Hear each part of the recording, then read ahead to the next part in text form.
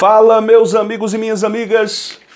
O ex-presidente Luiz Inácio Lula da Silva, a meu juízo, foi maravilhosamente bem no debate deste dia 16 de outubro de 2022 na Rede Bandeirantes contra Jair Bolsonaro, que vai, acredito eu, ser derrotado no próximo dia 30. Curtam esse vídeo, comentem, compartilhem, se inscrevam no canal e ativem o sininho das notificações. Primeiramente, parabenizar a Bandeirantes pelo estilo do debate. Acredito que esse formato é bom. Eu já havia visto esse formato no debate entre o Tarcísio de Freitas e o Fernando Haddad. Gostei. E gostei mais ainda com Lula e com o inominável, o atual presidente. O que é que acontece?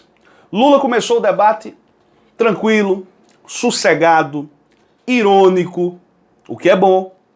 Perguntou primeiramente ao Bolsonaro sobre a educação, quantas universidades o senhor fez? E o Bozo ficou mudando de assunto, porque ele não tem o que mostrar.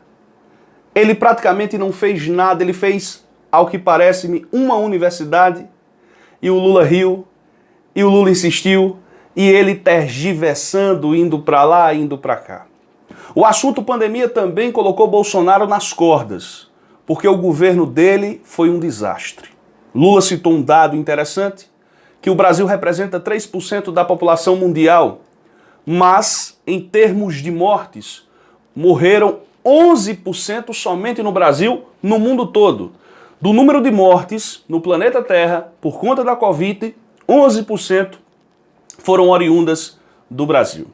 Vejo alguns jornalistas comentando no Twitter que o Lula foi melhor.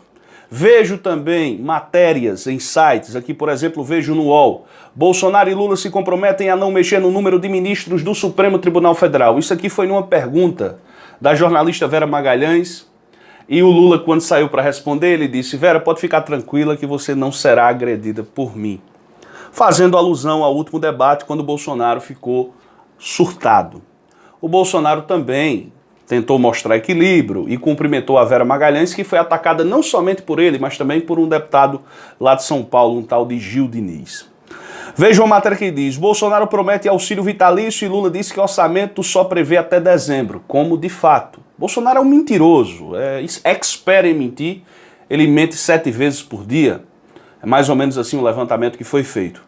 Ele mandou para o Congresso Nacional, está na LDO, o Auxílio Brasil no valor de R$600 apenas para dezembro. Eu diria que apenas Lula tem condições de pagar R$600 e mais 150 por criança até 6 anos na escola. É esse o programa do Partido dos Trabalhadores, da coligação que apoia Lula.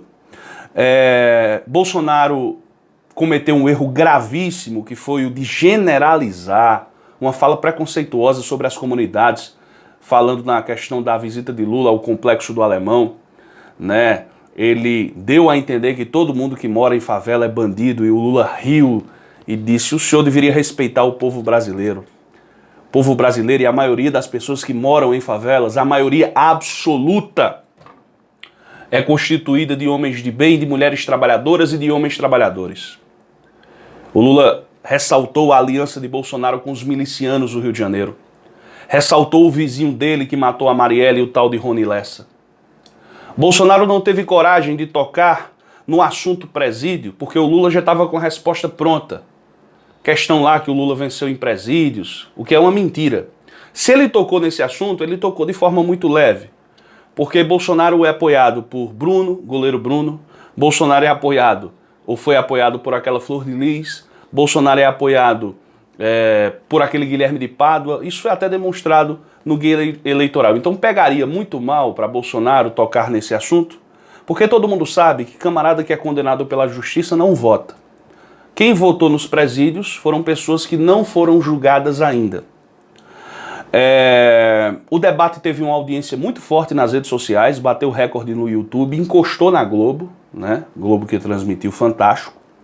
Eu acho que o horário também foi uma acertada grande da Band em colocar o horário para 8 horas, porque muito tarde fica difícil para as pessoas assistirem.